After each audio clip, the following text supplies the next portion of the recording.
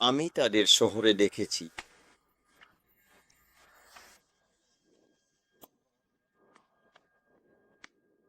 তারা বেজমেন্টে নয়। হ্যাঁ, ওখানে সারান আছে, আর তার সাথে বড় বড় বাচ্চারা আছে। বার বার কয়টি দেখছই। সে নীল লিপস্টিক ব্যবহার করছিল। নীল লিপস্টিক। তার লিপস্টিকের কাছাকাছি পর্যন্ত তার হাত ধরে রাখো। ঠিক কতটা করো?